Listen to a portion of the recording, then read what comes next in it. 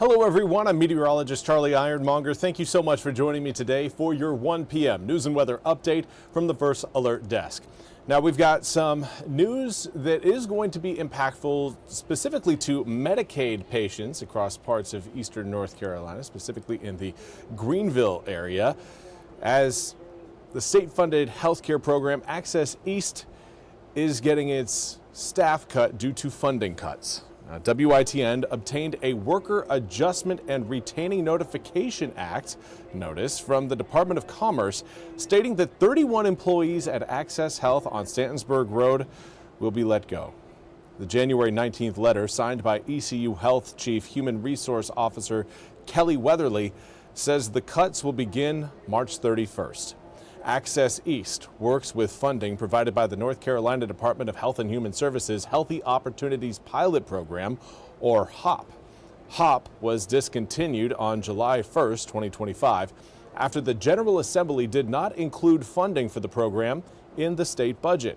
The letter states that 22 grant-funded and 8 ECU Health-funded programs supporting HOP are no longer being funded and will be eliminated effective March 31st, including Access East. The notice says all employees impacted by the cuts have been notified, stating that Access East is not a union and that bumping rights do not exist. Now, we also want to bring your attention to a fire that is happening in Jacksonville at the McDonald's. You can see smoke coming up out of the backside of the building. The fire broke out at around 12:15 p.m.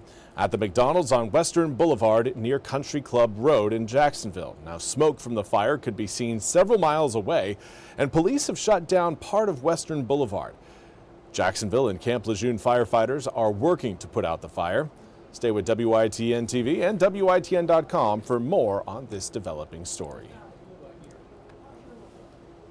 And now we want to turn to the ongoing hostage transfer in Gaza, again, that is very much a linchpin in the ceasefire agreement between Israel and Hamas. NBC's Matt Bradley has more on the developments. So there it is. The clock has literally stopped on Israel's hostage crisis in the Gaza Strip. And now, after all the hostages have been released, this clock that has been keeping vigil over what's been called Hostages Square here in Tel Aviv can finally shut down. The war for the vast majority of Israelis is over as they know it. The most overreaching goal by far, freeing all those remaining hostages, that goal has now been met. But hostilities in the Gaza Strip continue. Palestinian officials there say that nearly 500 people have been killed since that ceasefire took effect several months ago. Israel says they're continuing to hit Hamas targets and those who violate the ceasefire. Now, there's still a lot of uncertainty about what's going to happen next. The last body of the last hostage, Ron Gavili, has been returned to Israel yesterday. That means that reconstruction, post-Gaza governance, and, according to the Israelis, the full demilitarization of the Gaza Strip and the disarming of Hamas can now begin. But all of that is uncertain. It's uncharted territory. There's no timeline for this next phase of the ceasefire. There's no quid pro quo between the Israelis or Hamas about what to do or what to exchange. All of this remains totally uncertain. And Palestinians in Gaza, as well as Israelis, are really hoping that these high-level diplomatic victories, solemn ceremonies that we've been seeing over the past couple of months will finally translate into an improvement of their situation on the ground. Matt Bradley, NBC News, Tel Aviv. Well, thank you, Matt, for that report. We now turn to your weather forecast.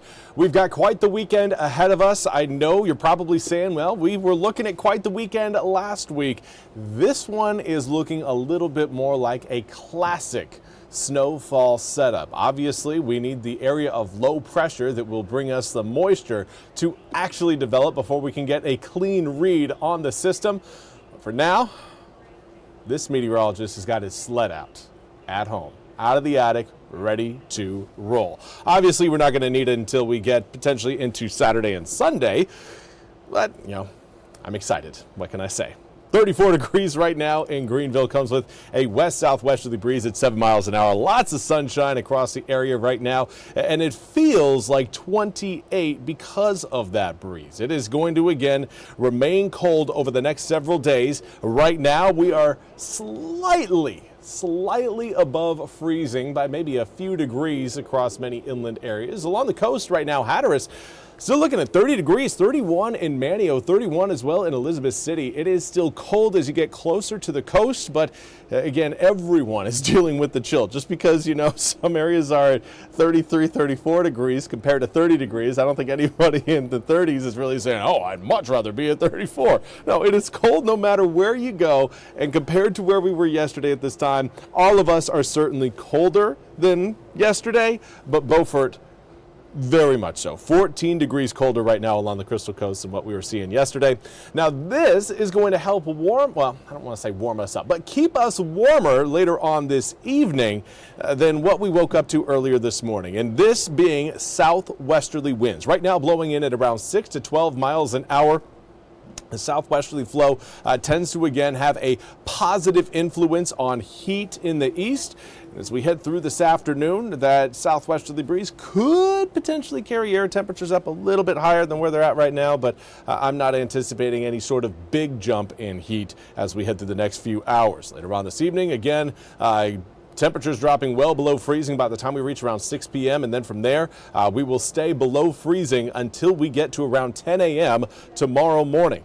Now, tomorrow, there will be some passing clouds at times, certainly not looking at a completely cloudy day, but we will again see clouds moving overhead.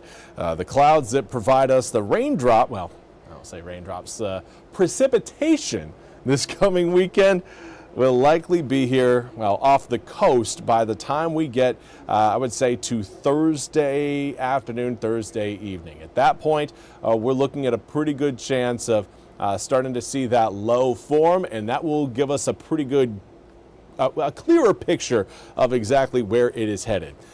Coming up for tonight into tomorrow morning, cold front will be sweeping its way across the east, not giving us any moisture, but just reinforcing that cold air. A secondary cold front is going to roll through coming up Wednesday night into Thursday morning, reinforcing the cold air. That is key with this forecast, is the fact that we are going to see multiple rounds of cold air get pushed into eastern North Carolina, keeping not just your air temperatures, but your ground temperatures below freezing as we approach the upcoming weekend. So here's a look at your full 8-day forecast. Again, we've got our sights set on both Saturday as well as Sunday for the chance of snow. And each day that goes by, that chance is getting greater and greater. Do want to say hello to Lynn Jones. Thank you so much, Lynn, for joining me over on Facebook. Again, we will see the potential for some snowflakes starting to fall early Saturday morning. Some could even come in before we see sunrise on Saturday, so possibly Friday night into Saturday morning.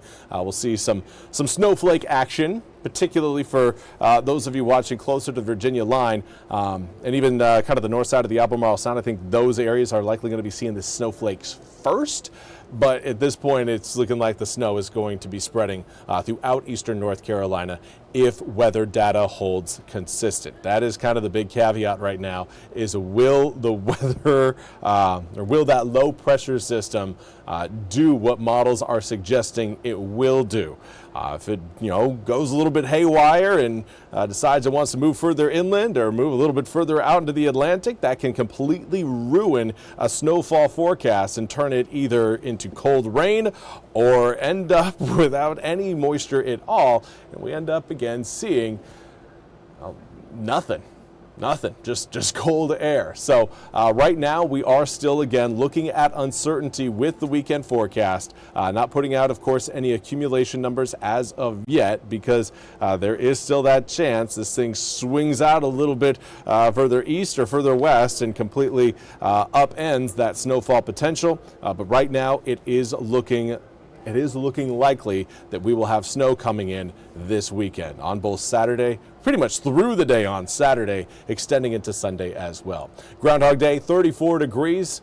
not going to see much melt there. Monday, if we do in fact get snow, I don't think we're going to be having school on Monday because air temperatures not going to get warm enough to melt away any of that snow. And anything that, again, is going to be sticking around, most of the stuff on the ground, is going to refreeze overnight Monday night into Tuesday. 20 degrees overnight lows, again, is only going to just harden everything up and create just more headaches for school bus drivers. So at this point, I know what we saw last weekend.